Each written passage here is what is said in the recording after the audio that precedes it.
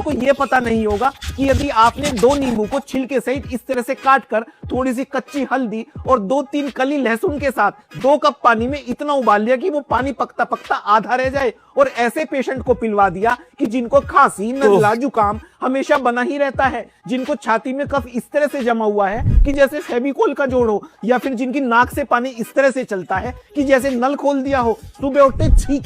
छींके आती हैं, तो लगातार 4 दिन तक सुबह शाम इस काढ़े को पिलवा दीजिए और आप क्या पाएंगे, बस मजा ही तो आ गया। Thank you.